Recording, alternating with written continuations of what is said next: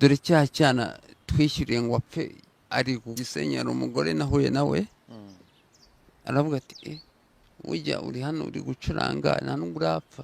Biteye agahinda kandi birababaje aho umusore muto cyangwa se umwana muto yabasha kuba yakwitaba Imana.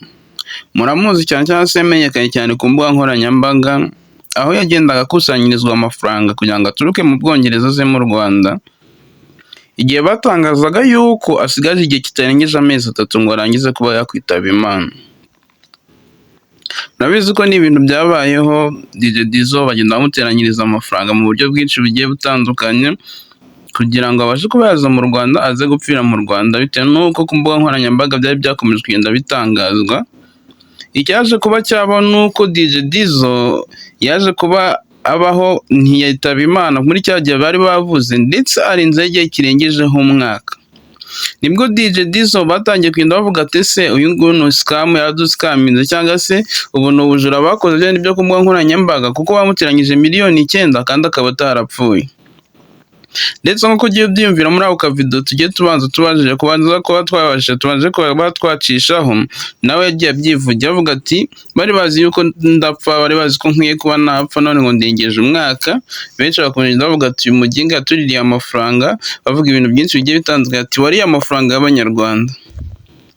Gusa DJ Dizzo yarangije kuba yakwitaba Imana ku itariki ya none, ku itariki 19 z'ukwa 12 mu 2024. Nawe yaragiye gusoza umwaka, twari tugiye gusoza umwaka nubwo twese tugenda twishima ati umwaka turawurangije, birangiye nawe umwaka utamurangirije. Gusa nta gahinda, dukomeza kugenda twihanganisha abo mu muryango wiwe, ndetse bari baramaze kugenda bishyiramo icyizere, ndetse bari bakomeje kugenda bishyiramo icyizere bavuga ati umwana wacu, umuhungu wacu, bavuga ati agiye kuba yakomeza kuba yakongera kugenda abaho, ndetse bakomeza kugenda basa nk'aho babyishimira. None bikaba birangiye DJ Dizzo yitabye Imana. Murabizi yuko ni inkuru yagiye ikomeza kugenda ivugwa, ndetse bakomeza kugenda trendinga cyane. Birangije bavuga ati uyu muhungu yaje atuburira Abanyarwanda, ndetse baradutuburiza no mbuga nkoranyambaga nk'uko bakomeza kugenda bavuga ati ni agatwiko. Ku itariki ya none, ku munsi wa none, nibwo bigaragaye ko bya bindi bintu bari bavuze ko byari ukuri. Murabizi ko inkuru yagiye ivugwa cyangwa se video yagiye itangaza abantu, ndetse yatumye n'abashwa bamuteranyiriza miliyoni 9, abashwa yagaruka kuba mu Rwanda birangira adapfuye. Akari kumwe akaba arangije ko yakwitaba Imana, ndetse mu impamvu turi kuvuga ngo birangira adapfuye, murezi ko byakomeza kugenda bigarukaho n'abantu benshi bagiye batandukanye, ndetse nanjye ubwanjye uri kugenda ukora ino nkuru nari nzi ko ari scam, ko baduskaminze, ariko ubu ngubu nyine birangije kuba byakwemezwa ko akarangije ko yakwitaba Imana. Nibwo uyu muhungu haje kuba hagaragara video muri za 2022 2021 hagaragara video ivuga yuko uyu musore arwariye mu gihugu cy'Ubwongereza, kandi muganga yarangije kuba yamutangariza yuko agomba kuba yakwitaba Imana mu gihe kitarenze amezi 3. Uyu DJ Dizzo nibwo yarangije kuba asaba Abanyarwanda, ndetse anatangaza inkuru yari ikomeye cyane. Atangaza inkuru yari ikomeye cyane avuga uburyo yagiye afungwamo, ndetse asaba n'Abanyarwanda avuga ati ndi umwana wanyu, ndi umwana ufite imyaka 22, ndabasaba kandi ndabatakambiye mumfashe nze kuba napfira mu gihugu cy'u Rwanda, nsigaje amezi 3, iminsi 90 gusa mbe nakwitaba Imana, bigendeye ku byo muganga yari yamutangarije. Kuko DJ Dizzo baramupimye bamusangamo ko yarwaye kanseri yo hejuru y'ikibuno, kuri tuno tuntu two hejuru tumeze nk'agakona rutuboro to turi hejuru y'ikibuno, hejuru haza hakaba hafatiraho ono rutirigongo. Akaba ari yararwayemo kanseri yo mu magufa, ndetse bambwira ko nta kundi kuntu byagenda, cyane ko ayo magufwa ntiwayahindura ngo bikunde. Aramubwira ati warusigaje amezi 3 ukaba wakwitaba Imana, amezi ko hanze bari gutangariza, ndetse bakaguhumuriza ukagera ukaba wakwiyakira. Uyu DJ Dizzo anatangaza indi nkuru yari ikomeye cyane, aravuga ati ngewe twatuye mu Bwongereza, tuhageze baza kuba banta muri yombi, baramfata banjyana muri gereza, banshinja ibyaha bitandukanye ntari narakoze, bamujyana mu rubanza, kandi birangira nakatiwe imyaka 7 y'igifungo.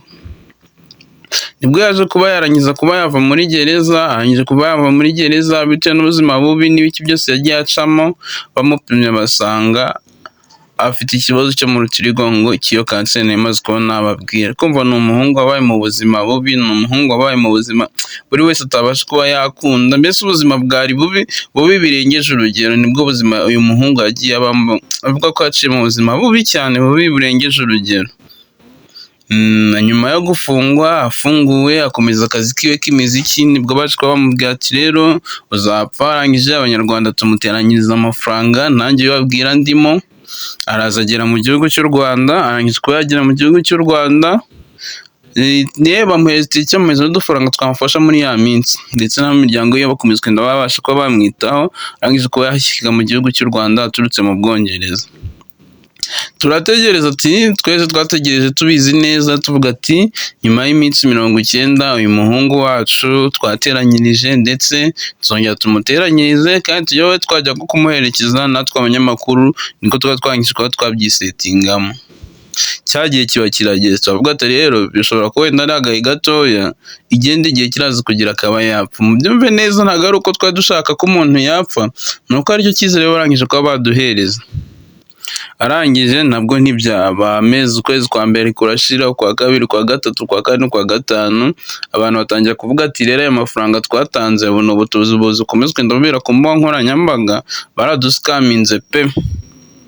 Aho byagize nka kano kavido mwabonye nabanjije kuba nabashyiriramo, yajya ajya gucuranga mu bitaramo runaka, cyangwa se yagera ahantu hari abantu benshi, abagiye bamuha ku mafaranga, abagiye bamwifuriza za pole, abagiye bagira gute ku mbuga nkoranyambaga, abamuririye abagize gute, abari baramugiriye impuhwe, batangira ko za mpuhwe zashira, avuga ati ubu ngubu rero ubu ni ubujura yadukoreye, uyu ni umutubuzi. Niyo mpamvu yagakwiye kuba nawe yashyikirizwa nka leta cyangwa se nka RIB. Murabizi ko byo ntabwo byari byakazamutse cyane mu by'imbuga nkoranyambaga nk'ubu ngubu usigaye ukora icyaha, ntabwo byari byakabaye ikibazo kirengeje cyane nk'ubu ngubu usigaye ukora icyaha bagahita bakujyana muri RIB. Noneho uyu musore yakomeje kugenda abaho, ndetse agenda akora amavideo ahantu henshi hagiye atandukanye. Barangije bakagenda baravuga ati rero uyu mujambo cyangwa se uyu muhungu yaratubeshye, yaraduskaminze cyangwa se yaradutuburiye. Birangira gutyo, nabyo niyo nkuru irarangira agenda ivaho burundu. Ubwo twumva yuko uyu nguyu yaje aratubeshya, aradutuburira, birarangira. Ku itariki ya none mu 2024 mu mpera muri uyu munsi turabireba, bishobora kuba bireba ku undi munsi, ariko ku itariki ya 19 DJ Dizzo arangije kuba yakwitaba Imana. Mumwe ndetse nk'uko twese bako ubuzima buba bugoranye, nk'uko twese twari tuzi neza yuko tugiye kuba wenda twasozanya umwaka tukawurangizanya tukajya mu minsi mikuru, nk'uko twagiye dusevinga udufaranga tuti tuzasohokana n'imiryango yacu, bizagenda gutya.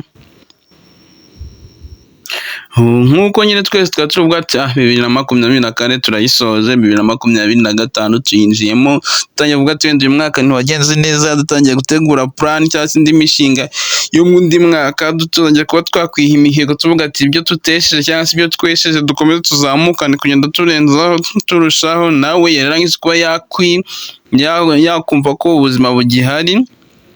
Gusa mu kwa gatandatu nibwo yongeye kuba yarwara, ndetse arangira kuba yaremba. Gusa n'undi ntiyari kugaruka ku mbuga nkoranyambaga, ntibyari kugenda gute, kuko twari twangize kwisetingamo ko yaduskaminze kandi yatubeshye. Nibwo yatangiye kuzongera kugenda asa nk'urwara, akomeza kugenda arwara, ariko nyine ntibyagenda binatangazwa cyane ko yarangije kuva mu mitwe y'abanyarwanda. Tuvuga ati yaradutuburiye, biranarangira nabyo bivaho, bisa nk'aho iyo nkuru yibagiranye, irarangira burundu, iyo nkuru ibiratakaye. Nibwo birangiye ku isaha y'isaa 9 DJ Dizzo ku uyu munsi tariki ya 19 yitabye Imana, kandi Imana imwakire imuhereze iruhuko ridashira. Nibwo arangije kuba yakwitaba Imana, akaba arangije kuba yapfa, ndetse binavuga yuko baraza kuba nyine bamutegura cyangwa se tugategereza ikiriyo cyiwe, akaba yarangiza kuba yashyingurwa bikagenda neza. babwira ko dushobora kuba tuzabana mu zindi video zigiye zitandukanye. Tugusaba ukanda like, utange comment, ukore na share, kandi tubibasabye rwose pe. Ntabwo bino bintu nakunda kuba nabivuga kuko n'ubundi ndabizi ko kuba umuntu yabivuga cyangwa se ntanabivuge byose nta kintu biba bivuze cyane, kuko bavuga ati mpereza subscribers cyangwa se bigire gute kubera ko iyo umuntu yabonye ibintu byabikunda, iyo umuntu yabonye ibintu byawe ari byiza, subscribers arayiguha kimwe nuko yanayikuraho kandi yari yarayiguhaye, kimwe nuko tunagira n'aba subscribers ugasanga wenda ni sub ziri aho ngaho z'ifoto, ziri aho ngaho z'ikintu kimaditse aho ngaho ariko zidafite ikintu na kimwe zaba zivuze. Nimba uri umuntu wagiye udukunda, tumaranye imyaka myinshi, dufite social media nyinshi cyane, kandi mwakomeje kugenda mutwereka urukundo rwanyu, kuko kugera kuri kano kanya dufite abantu benshi bagiye badukurikirana, buryo ufite umuntu umwe, babiri, batatu, bane, igihumbi, ibihumbi bibiri, ibihumbi bitatu, ibihumbi bine, ibihumbi bitanu, ibihumbi icumi, haba ari ikintu kinini cyane umuntu aba yagerageje kuba yakora, cyangwa se namwe muba mwaragerageje kuba mwabikunda, nuko hari ikintu umuntu aba yabahaye kandi cyari cyiza, niyo kitaba ari cyiza ariko nubwo cyabura kuba ari cyiza kuko ntiwakurikira, kaka abanyarwanda bizi ni abahanga, ni abantu bakunda ibintu cyangwa se bakurikira ibintu bazi, tumaze gukerebuka, tumaze no kumenya neza. Nimba ubona biri ngombwa wabikora, ubonye bitari ngombwa ntiwabikora nabwo. Dukomeza kubabana n'abababaye kandi twishimana n'abishimanye, kandi mbifuriza umwaka mushyashya 2025, nubwo abandi batabashe kuba bawurenga cyangwa se batabashe kuba byakunda, turabakunda.